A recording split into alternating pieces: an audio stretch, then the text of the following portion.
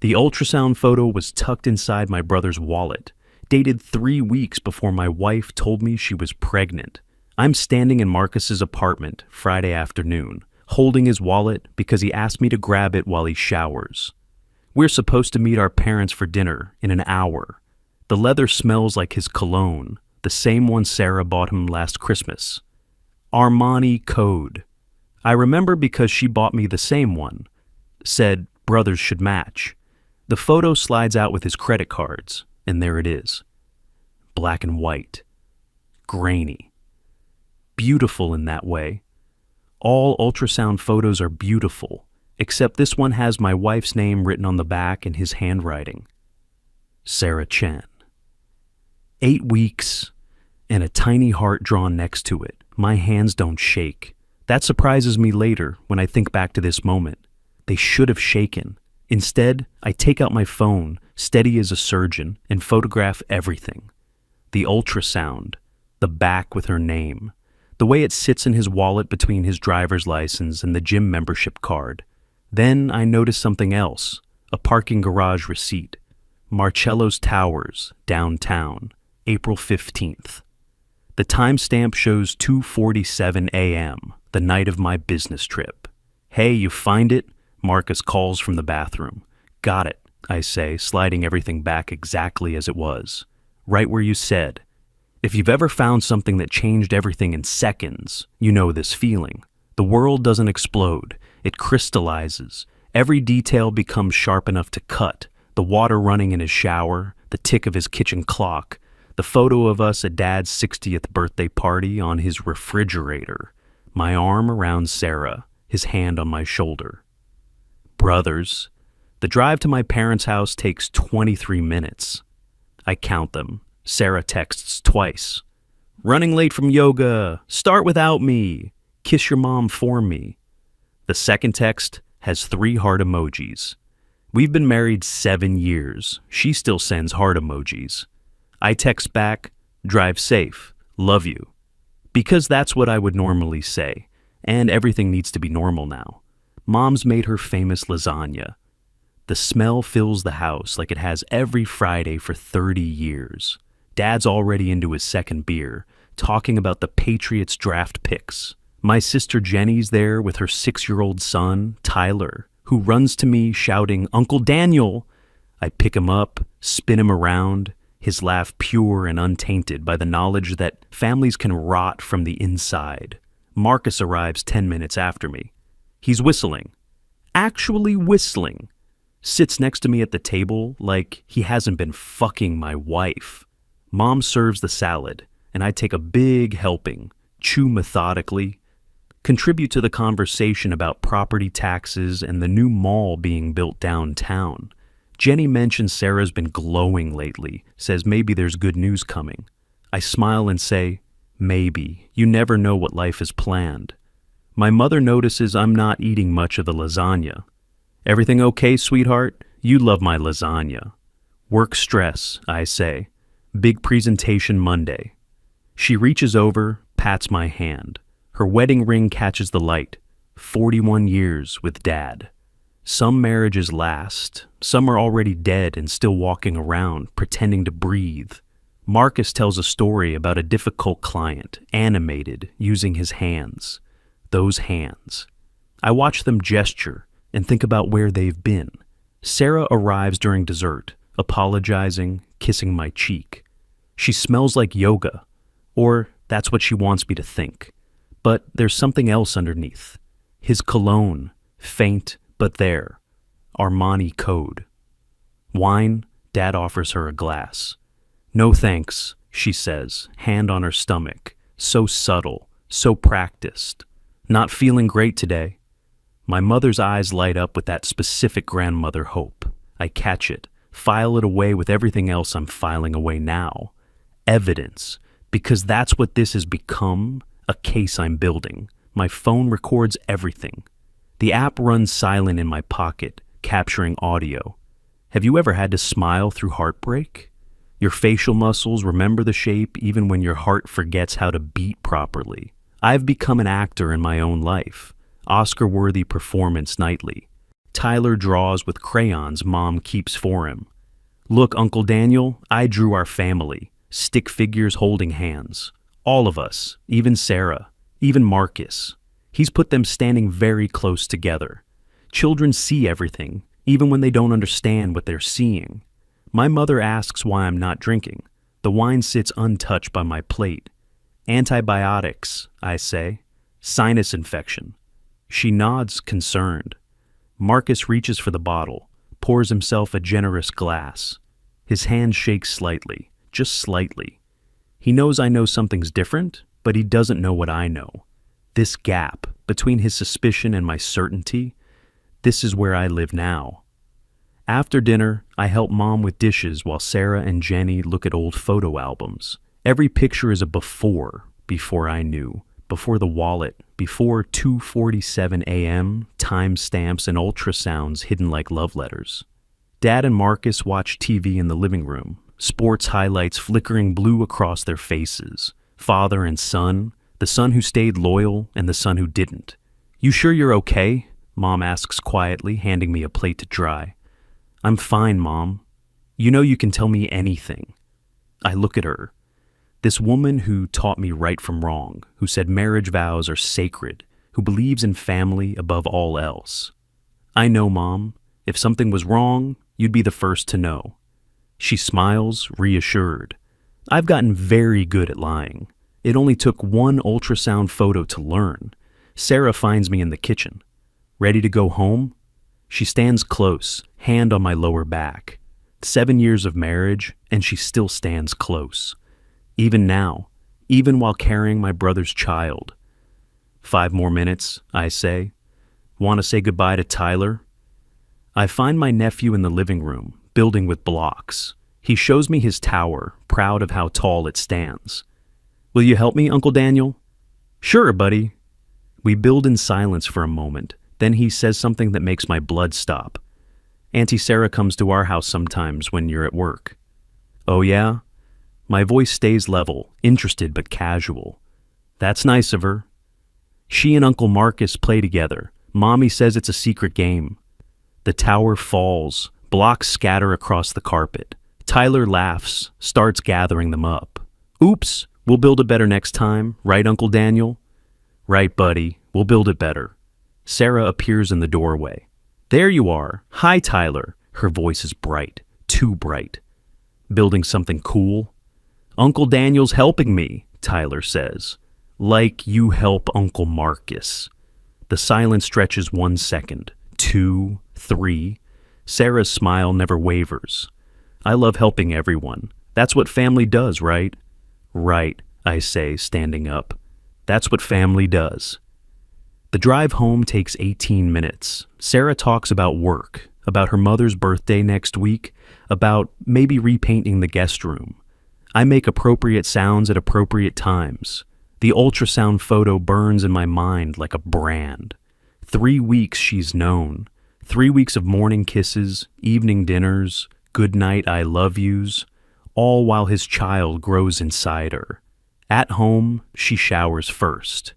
I stand in our bedroom, looking at our wedding photo on the dresser. We look so young, so certain. The frame is silver, engraved, Daniel and Sarah, forever starts today. Forever lasted 7 years, 2 months, and 13 days. While she showers, I open her purse, carefully, quietly. Her phone is there, but I don't need it, not yet. I'm learning patience. There's a receipt from CVS, prenatal vitamins, purchased 2 days ago. I photograph it, return everything exactly as it was. She comes out toweling her hair, wearing my old college t-shirt. You were quiet tonight. Tired, I say. Your mom's lasagna usually perks you up. She sits on the bed, lotioning her legs. The same routine for 7 years. Maybe you're coming down with something. Maybe. She looks at me then, really looks at me. Daniel, is everything okay? I sit beside her, take her hand. Her wedding ring catches the lamplight, just like Mom's did earlier. Everything's perfect, I say, bringing her hand to my lips. Why would anything be wrong? She smiles, relieved, kisses me softly. I love you. I love you too. We go to bed. She falls asleep quickly, hand on her stomach, protecting what's inside. I lie awake counting her breaths, counting the days since my business trip, counting the lies that will come tomorrow, and tomorrow, and tomorrow. My phone buzzes. Marcus. Thanks for grabbing my wallet. You're the best brother. I text back. Anytime. That's what brothers are for. The timestamp reads 11:47 p.m. I screenshot it, add it to the folder I've created, label it simply Future, because I'm going to need evidence. All of it. Every text, every receipt, every timestamp. The performance has begun, and I intend to play it perfectly until the final curtain. My mother asked why I wasn't drinking. I said I was taking antibiotics. The truth is, I need to stay sharp, clear, sober. There's so much to document, so much to prove, and somewhere in this house we built together, Sarah sleeps peacefully, not knowing that I know, not knowing that while she plays one game, I've started another. The night is long. I plan, I prepare, I practice my smile in the dark. Tomorrow is Saturday. She has yoga at 9, she says. Marcus has a gym session at 9:30, he says. Marcello's Tower's parking garage is exactly halfway between the yoga studio and the gym. I close my eyes, finally, not to sleep, but to visualize tomorrow's performance. The husband who doesn't know, the brother who trusts, the fool who believes. She said the baby was a miracle, conceived the exact week I was gone. Saturday morning comes wrapped in spring rain. Sarah leaves for yoga at 8:45, kissing my cheek at the door. Might grab coffee with Melissa after, she says. Melissa is her alibi. Has been for months, probably. I check our joint credit card statement after she leaves. 17 calls to my brother while I was at Dad's funeral out of state. Dad's funeral, 3 months ago. Mom had called crying. Dad's brother Harold had passed. We all flew to Boston, except Sarah. Food poisoning, she said. So convincing I held her hair back while she threw up the morning I left. Now I wonder if morning sickness started earlier than she told me. The credit card statements tell stories. Purchases at the same hotel bar, minutes apart. 2 phones buying drinks on the company card, creating a paper trail they didn't know existed. The Marriott downtown, room service charges, always Tuesday afternoons when I have my standing client meetings that run until 7. I spread the statements across the dining table, highlight the patterns with yellow marker, take photos, add them to the folder. My phone storage is filling up with evidence of my life falling apart. There's something almost beautiful about the precision of their deception, the choreography required, the timing. If I wasn't the one being betrayed, I might admire it. Marcus texts, "Coffee? That place on 5th?" I text back, "Sure, 30 minutes." The coffee shop is crowded. Saturday morning runners and dog walkers. Normal people living normal lives where brothers don't betray brothers. Marcus is already there. Corner booth, 2 coffees ordered. He knows how I take it. Of course he does. We've been having Saturday coffee for 15 years. "You look tired," he says. "Haven't been sleeping well." He nods, stirs his coffee, adds sugar, stirs again. His hand trembles slightly. The spoon clinks against ceramic like a tiny bell. "Daniel, I need to tell you something." My heart doesn't race. I've moved beyond that. "What's up?" He starts to speak, stops, starts again. "I've been thinking about..." He stops, looks at me, really looks at me. "Do you ever feel like life is getting away from you? Like you're making choices that don't make sense?" "What kind of choices?" He's sweating. April isn't warm yet, but he's sweating. "I don't know. Just choices that hurt people. People you care about. If you're waiting for someone to confess, you learn the power of silence." Yet I sip my coffee. Wait. The whole coffee shop seems to pause with us. "There's something I should..." He stops again. His phone buzzes. Sarah's name lights up the screen. He flips it over quickly, but not quickly enough. The message preview. Can't stop thinking about.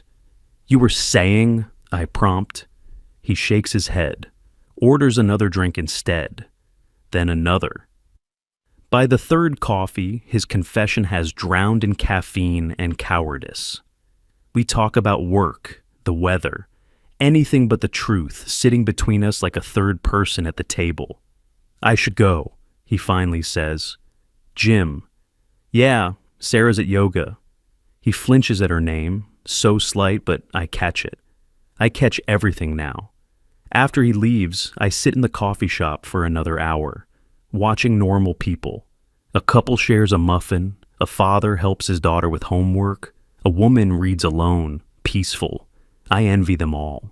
Sunday brings family lunch at Jenny's. She lives in the suburbs, the house with the good schools and the big backyard. Tyler runs to me as soon as I arrive, dragging me to his room to see his new drawings. Look, Uncle Daniel, I made this for you. The crayon drawing stops my heart. It's our family again, but this time Sarah and Marcus are holding hands, off to the side, together. Why are they holding hands, buddy? Because they're friends, like when they play their secret game. Jenny appears in the doorway. Tyler, why don't you show Uncle Daniel your new Legos? But Tyler's not done.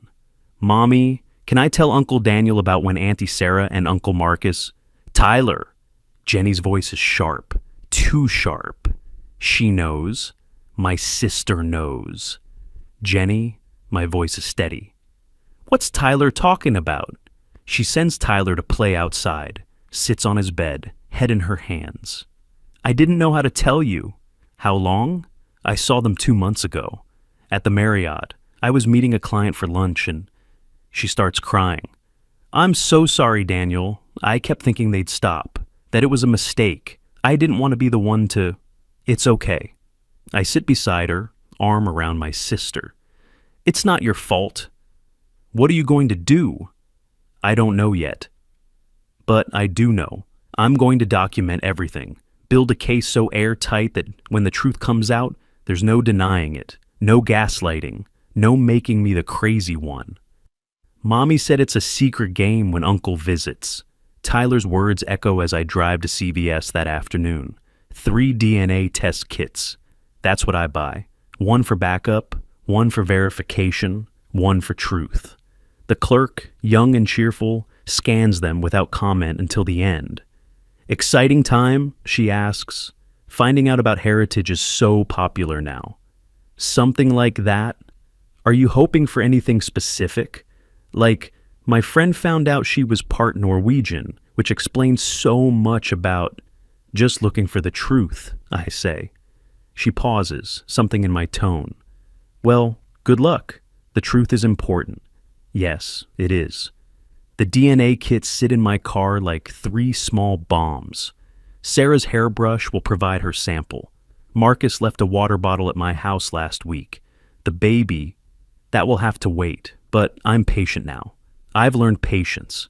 The clerk asked if I was excited about becoming a father. I said, we'll see. Monday through Thursday blur together. Work, home, performance. Sarah announces the pregnancy officially on Tuesday. Over dinner I've cooked. Salmon, her favorite. She cries when she tells me, and I hold her while she sobs about how happy she is, how perfect this timing is, how the baby is our miracle. I knew when you were at the conference, she says. I just felt different. And then I took the test and, Daniel, we're having a baby. I kiss her forehead, hold her tight. This is amazing, I say. Our little miracle. She pulls back, looks at me. You're happy? Really? Of course I'm happy. Why wouldn't I be happy? She smiles through tears. I was so nervous to tell you. I know we said we'd wait another year, but sometimes life has other plans. Sometimes it does. Friday is our anniversary, 7 years. I make reservations at Carlisle's, the restaurant where we had our first date. She wears the red dress I bought her for her birthday. Looks beautiful, radiant, people say about pregnant women. She's radiant while carrying my brother's child. The restaurant is perfect. Soft lighting, live piano, the table where we sat that first night. I've requested it specifically. The waiter brings champagne. She can't drink it, of course. Just apple juice for me, she says, hand on her stomach. That gesture, protective, maternal. But you should have some. Celebrate. I raise my glass of champagne. She raises her apple juice. To 7 years, I say. To the 7 years that taught me everything. That's a strange toast, she laughs, but there's something in her eyes. Uncertainty. Is it? 7 years to learn who someone really is. 7 years to understand what love means, what loyalty means, what family means. I sip my champagne. 7 years to build a life. Daniel. And now a baby. The timing really is miraculous, isn't it? I mean, what are the odds? That exact week I was gone? She sets down her glass. What are you saying? Nothing, just miracles are funny things. They require so much faith. The waiter brings our appetizers. She barely touches hers. I eat methodically. The piano player starts The Way You Look Tonight, our song, the one we danced to at our wedding. Dance with me, I say. Here, now? Why not? It's our anniversary. We dance. Other diners watch, smiling at the romantic couple. Her head on my shoulder, my hand on her back. The red dress under my fingers. She's crying, silently, tears soaking into my jacket. I love you, she whispers. I know, I say. No, Daniel, I really love you. You know that, right? No matter what, I love you. No matter what, I repeat. That's quite a qualifier. She pulls back, looks at me. What's wrong? You've been different lately. Have I? I thought you'd been different. Must be the pregnancy hormones. She cried at my toast, not knowing I was saying goodbye. The rest of dinner passes in careful conversation. She talks about baby names, nursery colors, whether we should find out the gender. I agree with everything. Noah for a boy, Emma for a girl, pale yellow for the nursery. Yes, let's find out the gender. You're being so wonderful about this, she says over dessert. I know the timing isn't what we planned. Plans change, but you're okay with it? Really? I reach across the table, take her hand. Her wedding ring catches the candlelight. Sarah, this baby is going to change everything. For the better, she says quickly. Change everything for the better. We'll see. At home, she wants to make love. Anniversary tradition. But she's tired, she says, the pregnancy. So, we just hold each other. She falls asleep in my arms, and I memorize the feeling, the weight of her, the smell of her hair, the way she fits against me after 7 years of practice. My phone vibrates. Marcus. How was the anniversary dinner? I don't respond. Let him wonder. Saturday I meet with a lawyer, Catherine Chen. No relation to Sarah, despite the name. She specializes in family law, divorce, custody. Her office is downtown, discreet entrance, no names on the door. Your prenup has a fidelity clause, she says, reading through the documents I've brought. She gets nothing if proven. And the baby? That's more complicated. If you're on the birth certificate, what if I can prove it's not mine? She looks up sharply. You have proof? I will. She nods, makes notes. Then we need to establish paternity before birth if possible, or immediately after. The longer you wait, the more complicated it becomes. Courts consider the best interest of the child. The best interest of the child is not living a lie. I agree, but judges don't always see it that way. How far along is she? 11 weeks, allegedly. Allegedly? She says 11 weeks, but I think it's closer to 13. The ultrasound in my brother's wallet was dated 3 weeks before she told me. Catherine stops writing. Your brother? Yes. I see. She sets down her pen. Mr. Hayes, I've been doing this for 20 years. This is particularly cruel. Yes. Are you sure you want to proceed? Some couples work through. Would you work through your spouse having your sibling's baby? She's quiet for a moment. No, I wouldn't. Then let's proceed. She outlines the strategy. Document everything. Establish patterns of deception. Gather evidence of the affair. Most importantly, protect assets before she knows I know. The element of surprise is crucial, Catherine says. Once she knows you know, she'll lawyer up. Right now, she thinks she's safe. Use that. How long should I wait? Until you have everything you need. Financial records, proof of adultery, paternity results. Build the case like you're going to trial, even if we settle, which we probably will. Most do. I don't want to settle. I want the truth out. The truth can be expensive, Mr. Hayes, emotionally and financially. I can afford it. She nods, stands to shake my hand. I'm sorry this is happening to you. So am I. Your prenup has a fidelity clause. She gets nothing if proven. The words echo as I drive home. Nothing. 7 years becomes nothing. But then, it already is nothing, isn't it? Every kiss, every I love you, every plan we made, all nothing now. Sarah's at her mother's when I get home. Weekly Saturday lunch. I use the time to search deeper. Her laptop is password protected, but I know her passwords. She's never been good at security, uses variations of our anniversary date. Her email is clean, too clean, deleted folder empty. But she doesn't know about email recovery systems. I install software that will retrieve deleted messages. It will take time, but I have time. Her journal is in the nightstand. I photograph each page from the last 3 months. Her handwriting, familiar as my own, documents everything but the affair. Doctor appointments, work stress, excitement about the baby. One entry stops me. Daniel seems distant lately. I hope he's okay with the pregnancy. I know the timing surprised him. God, I hope he never finds out the truth about when. The entry stops mid-sentence, scratched out, written over with grocery lists. She comes home with shopping bags. Mom says hi. She's so excited about the baby, already knitting booties. She kisses my cheek. What did you do today? Just errands, boring stuff. Want to watch a movie tonight? Something funny? Sure. We watch a romantic comedy. She laughs at all the right places, cries at the happy ending, falls asleep with her head on my shoulder. I sit in the dark, her breathing steady against me, and plan the rest of my life without her.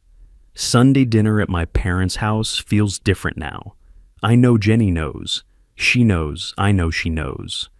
We move around each other carefully, like dancers who've rehearsed grief. Mom notices because Mom notices everything. Daniel, help me with the dishes, she says after dinner. Not a request. In the kitchen, she closes the door. How long have you known? I freeze, dish towel in hand. Known what? She takes the towel from me, sets it down, opens a drawer. Inside, tucked beneath the good silverware, is a small leather journal. Her handwriting fills the pages. Dates, times, observations. Mothers know, she says simply. I've been documenting since February. February, 2 months before I found the ultrasound. Why didn't you tell me? She sits at the kitchen table, suddenly looking older than her 63 years. Your father had a brother too. The words land like physical blows. What? Before you were born, your father's brother, Stephen. He died in a car accident when Marcus was 2. But before that, she opens the journal, pages worn from handling. I found them together. Your father never knew I knew. I stayed, kept the family together. Stephen died 3 months later, drunk driving. Some problems solve themselves if you wait. Mom, Jesus. History has a cruel sense of humor. I thought I'd broken the pattern by raising you boys right, teaching you loyalty, family values. She laughs bitterly. But here we are. What should I do? She looks at me with eyes that have seen too much. You're stronger than I was. You don't have to stay. You shouldn't stay. The baby is not your responsibility. That child is the consequence of their choices, not yours. She pulls out another folder. Bank statements, phone records. I hire a private investigator, she says. After I noticed Sarah's car at Marcus's apartment 3 times in 1 week while you were at work. The evidence is damning. Photos of them entering his apartment, leaving hours later. Her car in his garage overnight when she told you she was at her sister's in Portland. I was going to tell you after I had everything, Mom says. But then you started acting different, and I knew you'd figured it out yourself. Does Dad know? About Stephen? No. About Marcus? He suspects. He asked me last week why Marcus won't look him in the eye anymore. Your father had a brother too. History has a cruel sense of humor. I hug her then, this woman who has been carrying everyone's secrets. She feels small in my arms, fragile. But her voice is steel when she says, "Don't let them make you small, Daniel. Don't let them win." Monday morning, I call in sick to work. Instead, I drive to a medical lab 2 towns over. The DNA tests don't require names, just numbers. I'm number 447829. The samples are labeled A, B, and C. The tech doesn't ask questions, just processes the payment. Results in 5 to 7 business days, she says. Email or mail? Email. You can pay for expedited processing. 2 days. Yes, that. While I wait, I continue the performance. Sarah and I go to her first prenatal appointment together. The doctor is cheerful, talks about healthy pregnancies, gives us pamphlets. The ultrasound shows a tiny beating heart. Sarah cries. I hold her hand and stare at the screen. At this child that isn't mine, but will forever be connected to me through betrayal. Strong heartbeat, the doctor says. Everything looks perfect. Perfect. There's that word again. Marcus comes for dinner Tuesday. Sarah insists. We should tell him about the baby properly, she says. He's going to be an uncle. He already knows, of course. But we play the scene. Sarah announces over dessert. Marcus acts surprised, then delighted. Hugs us both. His arms around me feel like a noose. I'm so happy for you guys, he says. This kid is lucky to have you as parents. We're the lucky ones, Sarah says, beaming. To the luckiest baby in the world, Marcus raises his glass. And to the best big brother anyone could ask for. We clink glasses. The sound is hollow. Wednesday, the email arrives at 3:47 p.m. I'm in my car, parked at the Overlook, where Sarah and I got engaged 5 years ago. The subject line is just numbers. I open it with steady hands. Sample A, Sarah, confirmed maternal match to sample C, fetus. Sample B, Daniel, probability of paternity, percent avuncular index. Comparing sample B to sample C, 99.97%. The numbers blur. Not because I'm crying, I'm past tears, but because the finality is overwhelming. Mathematical certainty, biological proof, probability of paternity, 0%. Avuncular index, 99.97%. I sit in the car for an hour, engine off, watching the city below. Somewhere down there, Sarah is probably texting Marcus, planning their next lie, their next secret meeting, living their double life while I hold the proof of their betrayal in my phone. I forward the results to Catherine, my lawyer. She calls within minutes. This is what we needed, she says. I'll file the papers tomorrow if you're ready. Not yet. I need one more thing. What? A confession. Thursday, I prepare. 7 recording devices hidden throughout the house. Legal in our state. One-party consent for recording. The nanny cam, my phone. A voice recorder in the kitchen junk drawer. Another in the bedroom. Insurance upon insurance. Friday, I text Marcus. Need to talk. Can you come by tonight? Sarah's at her book club. He arrives at 8 p.m., nervous. He knows something's shifting. Beer? I offer. Sure. We sit in the living room, the same couch where Sarah told me about the pregnancy, where we've watched hundreds of movies, where we made love the night before my business trip. I know, I say simply. He goes white. Know what? I pull out the ultrasound photo, set it on the coffee table between us. This was in your wallet. Daniel, when did it start? He's crying now. My little brother is crying. It wasn't supposed to happen, but it did. When? January. Your conference in Seattle. She came over upset about something at work. We had wine. It just happened.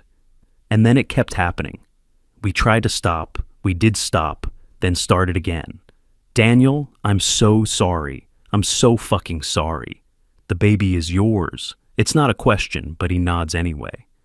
She told me first, before you.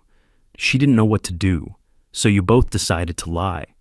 She said you wanted kids, that this could work, that you'd never have to know. She said you knew all along, I replied, since day one. The conversation records perfectly, every word, every confession. Sarah comes home early. Book club canceled, sees Marcus's car, hesitates at the door, then enters like nothing's wrong. Oh, Marcus, I didn't know you were coming over. Her performance is almost impressive. I'll leave you boys to talk. Stay, I say. This concerns you. She freezes, looks between us, sees the ultrasound on the table. Her hand goes to her stomach. Daniel, the baby isn't mine. That's ridiculous, of course. DNA test results. I show her my phone. Probability of paternity, 0%. But 99.97% chance the father is my brother. She sits down heavily. Marcus reaches for her, then stops, looks at me. How long have you known? She asks quietly. Since I found the ultrasound in Marcus's wallet, 3 weeks before you told me you were pregnant. You knew all along, since day one. The silence stretches, then she laughs, actually laughs. God, you must have enjoyed this. Watching us squirm, playing the fool. No, I didn't enjoy any of it. Then why? Why not confront us immediately? Because I needed proof, documentation, legal protection. You would have lied, gaslit me, made me the crazy jealous husband. Now I have everything. Your confession recorded, the DNA tests, the evidence. You recorded us? Marcus stands angry now. That's illegal. One-party consent state. I'm the party. It's all legal. Ask my lawyer. Sarah's crying now. Ugly crying, mascara running.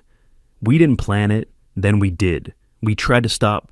I don't care about your reasons. I only care about what happens next. Which is, Marcus asks, divorce. You get nothing, Sarah. The prenup is clear. Infidelity voids everything. The house is mine. The investments, mine. You leave with what you brought. Your student loans and your mother's china. The baby is not my problem. That's between you and Marcus now. She turns to Marcus. Tell him what you said about taking care of us. Marcus looks at the floor. Sarah, tell him, she's screaming now. Tell him how you said you'd leave everything for me, for our baby. Is that true? I ask him. He nods miserably. But it's complicated. My job, my life. Sarah slaps him. Hard, the sound echoes. You coward! You fucking coward! The judge said it was the most organized case of fraud he'd seen. 3 weeks later, we're in court. Sarah has a lawyer now. Not a very good one, but she tries. The evidence is overwhelming. The judge reviews it all with the expression of someone who's seen everything, but still finds new ways to be disappointed in humanity. Mrs. Hayes, he says finally. The evidence clearly shows a pattern of deception, adultery, and attempted fraud. The prenuptial agreement is clear and enforceable. The petition for divorce is granted. Assets will be divided according to the prenuptial terms. Sarah's lawyer objects, mentions the pregnancy, the emotional distress. The pregnancy, the judge says carefully, is the result of choices made by your client. The biological father has been identified as Mr. Marcus Hayes. Perhaps she should seek support from him. Marcus isn't in court. He moved to Chicago 2 weeks ago. New job, he said. Fresh start. Mom won't speak to him. Dad pretends he doesn't have a younger son. Outside the courthouse, Sarah stops me. I did love you, she says. That was real. No, I tell her. Love doesn't do what you did. What about forgiveness? What about second chances? I forgive you, I say, and mean it. But forgiveness doesn't mean we stay together. It means I let go of the anger so I can move forward. And the baby, you're just going to pretend it doesn't exist? It's not mine to raise. You made that choice when you slept with my brother. She walks away, one hand on her growing belly. I don't watch her go. Catherine meets me at a coffee shop afterward. You did well, she says. Most people break on the stand. I had time to prepare. What now? She asks. Take some time? Travel? Actually, I have an appointment this afternoon. The adoption agency is in a restored Victorian house. Warm colors, children's drawings on the walls. The counselor, Mrs. Patterson, has kind eyes and silver hair. You've been through our background checks, she says. Everything looks wonderful. The divorce is final, as of today. And you're sure about single-parent adoption?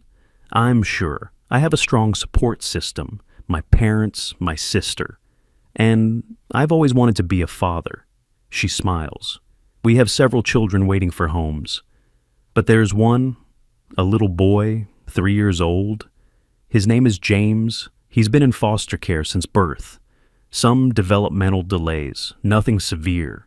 He needs patience, stability, love. Can I meet him? She takes me to a playroom. James is small for his age, building with blocks in the corner. He looks up when we enter. Brown eyes, serious expression. James, Mrs. Patterson says gently. This is Mr. Daniel. He'd like to play with you. James considers this, then holds out a blue block. Help? I sit on the floor beside him. What are we building? A house, he says solemnly. A strong house. A strong house, I agree. That's important. We build in comfortable silence. He's particular about the placement, moving blocks until they're just right. When the tower stands tall and steady, he smiles, the first real smile I've seen from him. Good job, he says, patting my hand. Mrs. Patterson leaves us alone for an hour. James shows me his drawings, his favorite book about trains, the stuffed elephant he's had since he was a baby. When it's time to go, he tugs my sleeve. You come back? He asks. Would you like that? He nods. You're nice. You build good houses. He asked if I was his forever dad. 6 months later, the adoption is final. James, Jamie now, stands before the judge in his best outfit, holding my hand. Mom and Dad are there. Jenny and Tyler, even Catherine came, tears in her eyes. Is this your forever dad? The judge asks Jamie. Yes, Jamie says clearly. My dad. The courtroom erupts in applause. Tyler hugs his new cousin. Mom cries into Dad's shoulder. Jamie looks up at me, confused by the noise. Is it done? He whispers. It's done, buddy. You're stuck with me now. Good, he says. I picked you. Later, at the celebration dinner, Jamie falls asleep in my lap, exhausted from the day. Jenny takes a picture. For your new family album, she says, the empty frame that sat on my mantle for months now has purpose. Not the family I planned, but the family I chose. The family that chose me. Mom watches Jamie sleep, her hand on my shoulder. He looks like you did at that age, she lies beautifully. He does, doesn't he? I lie back. No biological connection, no shared DNA, just chosen love. Sarah had the baby last month. Marcus sent one text. It's a boy. I didn't respond. Some circles don't need closing. Jamie stirs, opens his eyes. Home? He asks sleepily. Yeah, buddy. Let's go home. We drive through the city, past the coffee shop where Marcus almost confessed, past the restaurant where I said goodbye to Sarah without her knowing, past all the landmarks of my old life. Jamie watches the lights, content. At home, I tuck him into the bed we picked out together. Race cars because trains were for babies now. His elephant, renamed Mr. Peanuts, stands guard. Dad, he says as I turn off the light. Yeah? You won't leave? I sit on his bed, smooth his hair. Never. We don't leave. We don't leave, he repeats, already drifting off. I stand in his doorway, watching him sleep.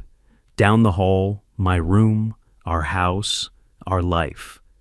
The photo on his dresser, him and me at the courthouse, catches the nightlight's glow. The frame is silver, engraved with the day's date and one word, forever.